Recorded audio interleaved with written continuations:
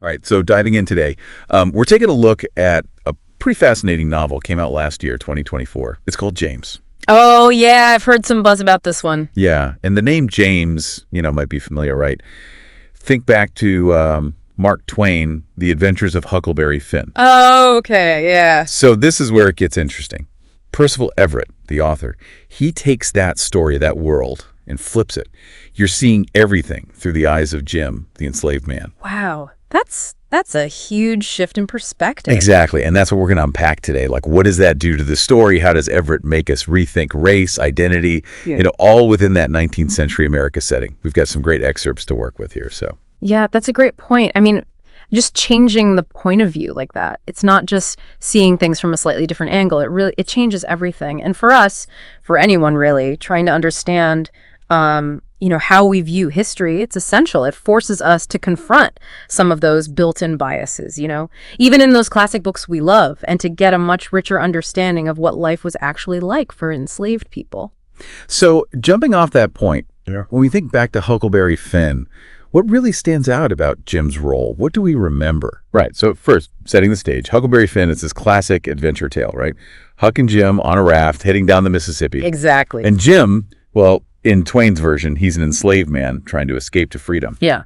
But I think what Everett is doing is really asking us to think about how Jim was portrayed back then. Yeah, and Twain's novel, came out way back in 1884. It's definitely a product of its time. And over the years, there's been a lot of debate, a lot of discussion about how Jim is characterized.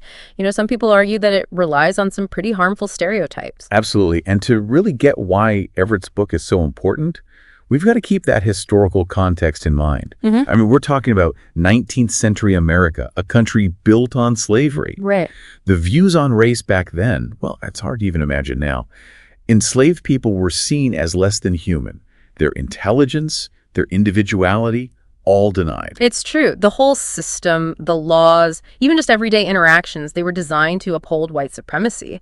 And of course, to protect the economic interests that relied on enslaved labor. So whenever it takes this historical context and puts Jim, an enslaved man, at the very center of the story, he's directly challenging those deeply ingrained and completely distorted views. Okay, so let's get into James itself. What do we learn about Jim's life before he meets up with Huck? Because it seems like his escape, this wasn't, just a spontaneous decision. Oh, absolutely not. It was a choice born out of real, imminent danger. So in Everett's version, just like in Twain's, Jim is enslaved by Miss Watson. But here's a crucial difference. Everett really makes Jim's family central. He's got a wife, Lizzie, and a daughter, Sadie. And that detail, right away, it adds this whole other layer of emotional depth. It makes his situation so much more real, so much more human. Yeah, exactly. So the thing that forces Jim to run is Miss Watson's decision. She's going to sell him, and not just anywhere, but to New Orleans. In New Orleans, that meant being separated from Lizzie and Sadie, right? Yeah. Possibly forever. Exactly. It wasn't just this abstract longing for freedom. It was the very real terror of losing his family. So he makes this incredibly brave, incredibly dangerous decision to escape. So he ends up on Jackson Island, seeking refuge. And this is where Everett's story, it kind of merges with the familiar plot line of Huckleberry Finn, right? Because on that island, boom, he runs into Huck. And of course, Huck's running away from his own problems, his abusive father. So you have these two characters, both fleeing from different kinds of oppression, and their journey down the Mississippi on that raft, it becomes, like you said, the heart of James. But how does Everett use this journey, which we kind of already know, to show us Jim in a totally different light? Well, it's fascinating, really. Everett takes those iconic moments from Twain's book, like the encounters with those con men, the Duke and the King, you remember them, and that ridiculous feud between the Grangerfords and the Shepherdsons. He uses these familiar scenes, but tells them from Jim's perspective. And crucially, he lets us into Jim's thoughts. So we see his intelligence. We see how resilient he is. This man is facing constant threats, prejudice at every turn, yet he has this unwavering moral compass. It completely shatters those stereotypical portrayals of enslaved people that were so common in the 19th century. So instead of Jim being this, kind of passive figure who Huck helps along, Everett's Jim. He's sharp, he's resourceful, he's even guiding Huck in a way. Absolutely. We see Jim navigating tricky situations, offering real insights. He often becomes the moral center in these encounters. Everett lets us see Jim actively engaging with the world, not just reacting to it. This brings us to some of the deeper themes in James, right? From the excerpts, it's clear that Everett really explores the dehumanizing effects of slavery.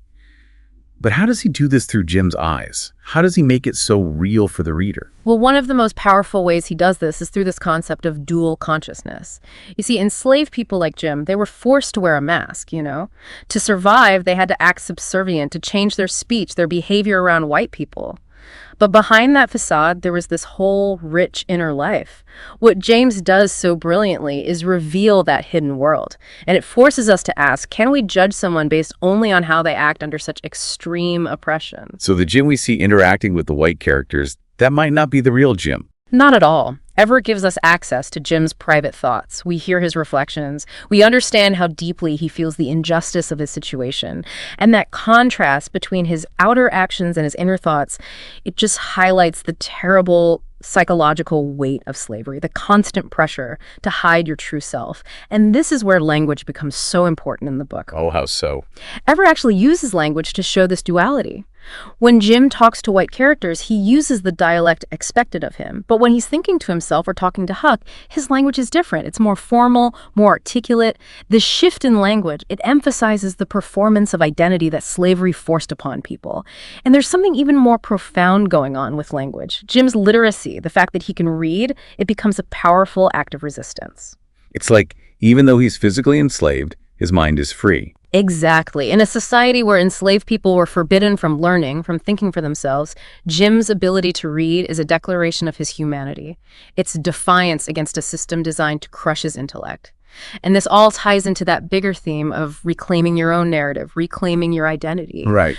By putting Jim at the center, Everett allows him to tell his own story. He finally has a voice.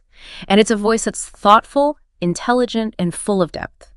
Something that those earlier narratives, well, they often ignored or completely missed. It's about taking back control of how you're seen, how you're represented. So powerful.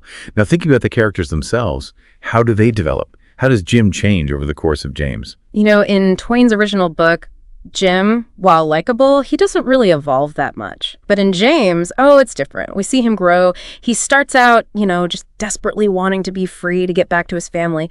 But as they go through these trials, these encounters, and through those deep internal reflections, Jim develops this sense of his own agency. He starts to understand his own self-worth. He's not just escaping, he's actively shaping who he is in a world that's trying to tell him he's nothing. And his relationship with Huck, that plays a big part in his transformation too. And what about Huck then? I mean, how does his character change when we're seeing everything through Jim's eyes? It subtly but significantly alters the dynamic between them. Because we're in Jim's head, we're seeing Huck through his perspective. We still see Huck's rebellious nature, that's still there, but now we also see his immaturity, his internal struggles, and we see all of this in relation to Jim's greater understanding of the world, of the injustices they're facing. The narrative isn't about Huck's adventure anymore, with Jim along for the ride. It's a shared journey where Jim's experiences, his insights, they carry equal weight. So it's not just what happens, it's who's telling the story that changes everything. It makes you realize how much our understanding of a story depends on whose voice is being heard.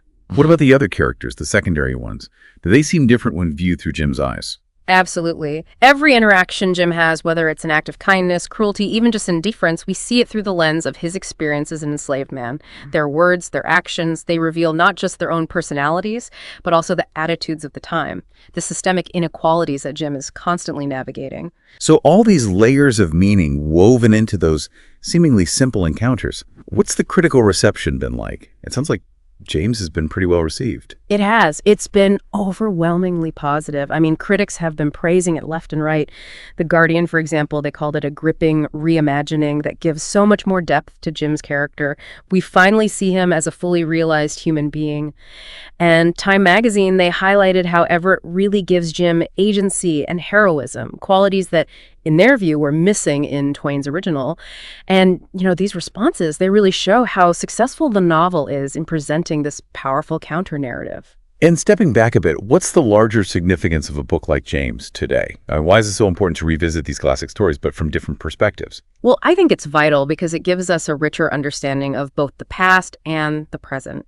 By experiencing this period in American history through the eyes of someone who directly suffered from its injustices, we get a more complete, more truthful picture. It makes us question those dominant narratives we've been taught and forces us to consider those voices that have been silenced for so long.